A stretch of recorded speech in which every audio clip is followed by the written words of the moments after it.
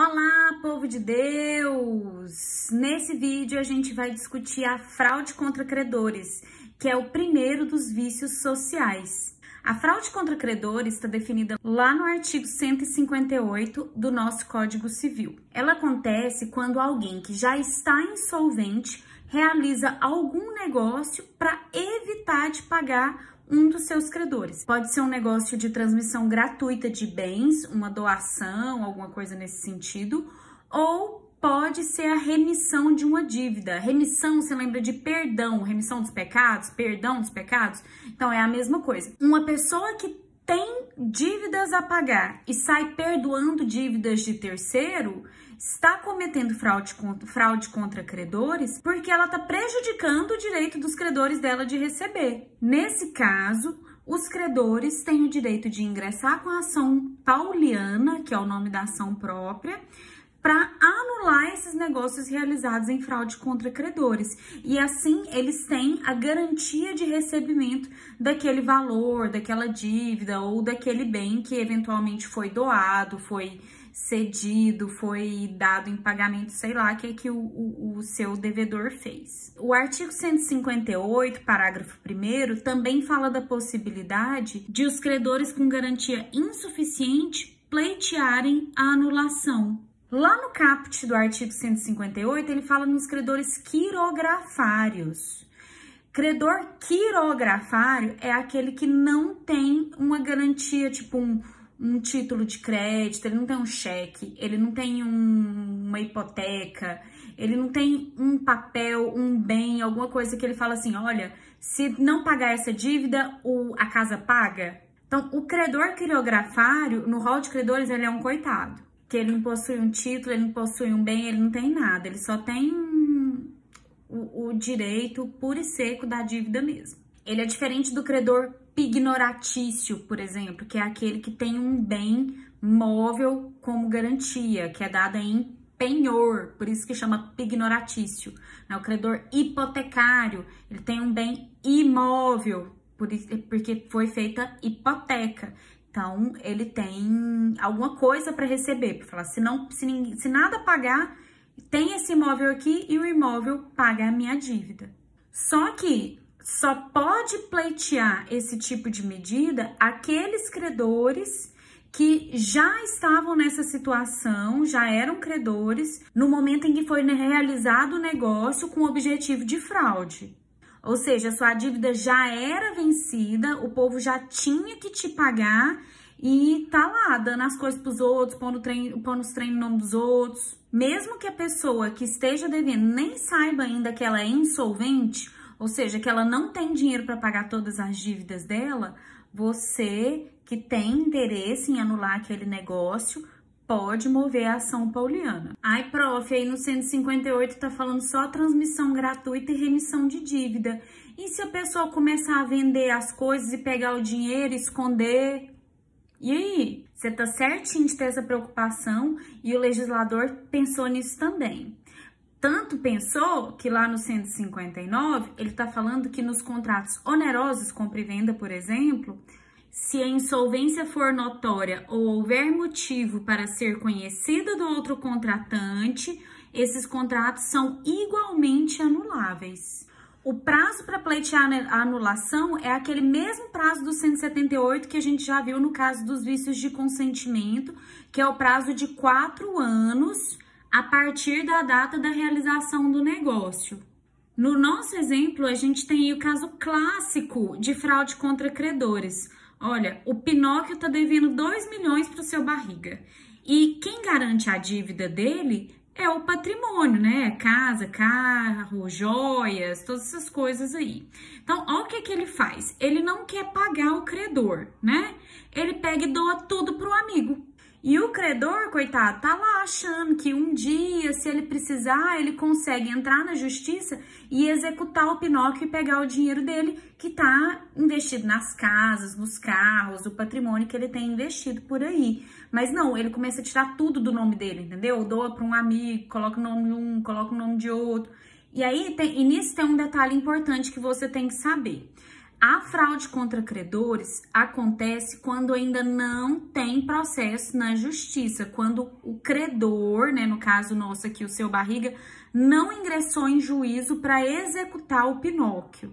Se já tiver entrado na justiça, ou seja, se o negócio já tiver sendo resolvido na justiça, aí não é fraude contra credores mais, já é fraude à execução. Inclusive, fraude à execução é até crime, tá lá no 179 do Código Penal. É um negócio mais sério porque você já tem o processo, não tem nem como o cara falar, ah, eu não sabia que eu tava devendo, não sabia que já tava desse jeito. Não tem como ele falar isso, entendeu? Porque já tem o processo, ele vai falar isso como? Mas, se não tiver processo de execução ainda, que é aquele processo que a gente usa para pegar as coisas do devedor e usar para pagar a dívida, aí você tem que trabalhar com a ação pauliana para anular os negócios jurídicos e ter alguma coisa para você poder executar. A ação pauliana, nos termos aí do 161 do Código Civil, pode ser intentada tanto contra o devedor insolvente, no caso nosso aí é o Pinóquio, ou contra a pessoa que com ele celebrou estipulação considerada fraudulenta, que é, no nosso exemplo, o Lúcifer. E um terceiro adquirente, outra pessoa que não participou diretamente da fraude, mas sabe que isso aconteceu, ó, terceiros adquirentes que hajam procedido de má-fé. Todo esse pessoal aí pode receber a citação lá da ação pauliana. Então, na prática, você ingressa com a ação para anular o negócio jurídico, aí você vai colocar lá no rol do polo passivo contra quem, em desfavor de quem é aquela ação. Pinóquio, Lúcifer e mais alguém. Todo mundo que está envolvido no problema tem que dar explicação. Vai aparecer todo mundo lá no processo. Aí suponha, o senhor Barriga propôs a ação pauliana ou revocatória, que é a mesma coisa, e chegou esse processo lá para você é advogado do Lúcifer. Mas o Lúcifer, coitadinho, às vezes ele não tava nem sabendo, ou ele não quer confusão com isso, ele quer sair desse problema e deixar o Pinóquio se virar para lá. Aí a solução para a vida dele tá lá no 160 do Código Civil. Ó, se o adquirente dos bens do devedor insolvente ainda não tiver pago o preço e este for aproximadamente o corrente, desobrigar-se-á depositando em juízo com a citação de todos os interessados. E se o valor for inferior, ele pode depositar o preço que corresponde ao valor real. Isso aí vai acontecer se o Lúcifer não tiver pago o valor para o Pinóquio ainda. Se ele já tiver pago, aí é outra história. Aí tem que anular e tem que correr atrás desse dinheiro que vai estar com o Pinóquio. Mas se o dinheiro está com o Lúcifer, então o que ele faz? Ele vai lá e fala assim, ó, eu não quero brincar disso, vocês vão resolver essa confusão de vocês para lá, eu vou depositar o dinheiro em juízo. Depositar em juízo é assim, você vai ao banco e abre uma conta específica vinculada àquele processo. Hoje em dia não precisa nem ir ao banco, na internet você faz. No site do Banco do Brasil tem lá, depósitos judiciais, você clica, preenche com os números do processo lá e abre. Então, se o Pinóquio não tiver vendido o negócio por um valor menor, você pega, deposita o dinheiro lá e fala assim, ó, tá depositado, tem nada com isso, vocês dão licença, tô indo pra lá com as coisas que eu comprei, vocês vão resolvendo aí o que é que vocês vão fazer. E pronto, pede para sair do processo. Se ficar constatado no processo que o valor não foi o valor de mercado, aí, e ele tiver interesse, deposita o valor adequado e pede para sair do processo, também é uma beleza. Mas pode acontecer também de o devedor receber o dinheiro pela venda desses bens, por qualquer outra coisa, e sair pagando outros credores quirografários, ou dando mais garantia para um e para outro, reforçando garantia. Isso também pode ser anulado por meio de ação pauliana. É o exemplo aí da Branca de Neve, ó. O Pinóquio recebe o dinheiro do Lúcifer e ele começa a escolher quem ele vai pagar primeiro. Ele fala, não, vou pagar a Branca de Neve primeiro, porque ela é que é minha amiga, eu gosto mais dela, ela é mais especial, eu vou pagar para ela, o seu Barriga depois recebe. Então, olha o caso. O Pinóquio recebe o dinheiro do Lúcifer e ele resolve escolher para quem que ele paga primeiro. Ele acha que ele tem direito de escolher para quem ele paga primeiro. Mas quando acontece a insolvência, o credor não pode mais fazer isso, porque já tem até um processo. Quem vai fazer isso é o juízo. Todos os credores quirografários são iguais, eles não têm garantia. Vai receber de acordo com aquilo que se puder apurar no concurso de credores. Aí tem que ir o dinheiro todo pro bolo e ver quanto que vai dar para cada um. Não é o devedor que fala assim, esse aqui é mais especial, mas meu amigo, vou pagar esse, você não. A fraude também acontece se ele resolver dar mais garantias a credores que não têm. A Branca de Neve não tem garantia nenhuma, ele vai lá e dá uma casa como garantia hipotecária. Ele já é insolvente, não pode fazer isso. Então, se receber algum dinheiro, tem que voltar tudo pro bolo, vai lá tudo para a justiça e é o juiz que vai resolver quem é que recebe e quanto. Coloquei para você os enunciados das jornadas que são pertinentes ao nosso assunto. Alguns deles a gente até já falou nesse vídeo. É o caso da anterioridade do crédito. Olha, você tem que ver a data que deu origem ao crédito, o contrato que deu origem ao crédito, e não a decisão judicial que reconhece a existência desse crédito. Se for para você esperar a data da sentença na justiça que reconheceu o crédito, nossa senhora, só vai dar a dívida nova. Tem esse enunciado 151, que fala do ajuizamento da ação pauliana pelo credor com garantia real, né, não é o quirografário, prescinde, ou seja, dispensa prévio reconhecimento judicial da insuficiência da garantia.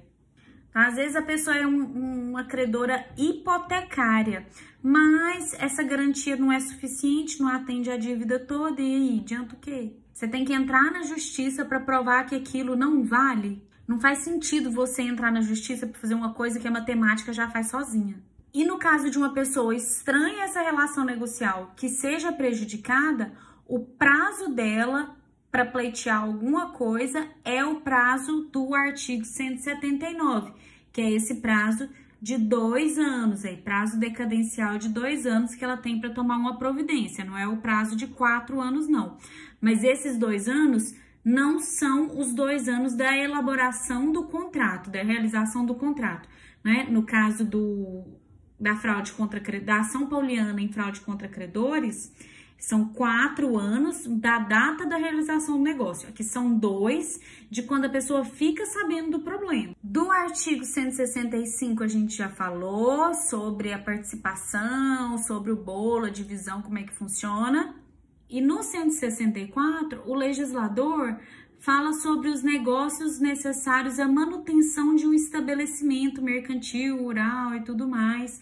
Não é todo negócio que a pessoa faz que é nulo. Não é porque a pessoa é insolvente que todo negócio que ela faz não presta, é tudo fraude contra credores. Não, às vezes ela faz algumas negociações para manter a atividade funcionando e arrumar dinheiro para pagar os credores. Isso é bom. Se uma empresa é insolvente, ela é devedora, tá falindo, e ela simplesmente fecha as portas e manda todo mundo embora, é ruim para todo mundo. Foi o caso da Avestruz Master uns anos atrás.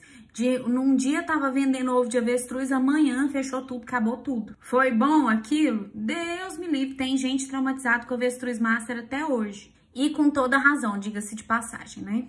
Só para você não sofrer aí, quando ele fala em anticrese no artigo 165, saiba que anticrese é quando você dá rendas em garantia, por exemplo, um aluguel. Então, se tem rendas e elas são dadas em garantia, a gente chama de anticrese. O penhor é quando é garantia de bem móvel e a hipoteca é quando é garantia de bem imóvel. Tudo bem? Por enquanto é só. Se você gostou, deixa um beijo pra mim e até o próximo vídeo.